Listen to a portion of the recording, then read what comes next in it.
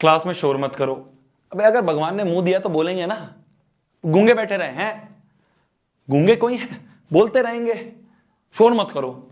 और लड़कों से तो अलग ही कुछ कि बाल तुम्हारे छोटे होने चाहिए। अबे यार क्यों हो भाई छोटे, क्यों हो भाई छोटे?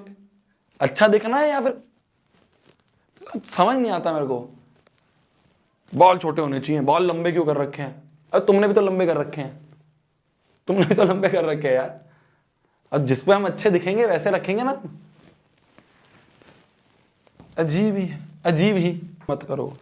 आपका बच्चा बोलता बहुत है। अबे यार बोलेगा ना, मुंह दिया तो बोलेगा ना, और क्या करेगा।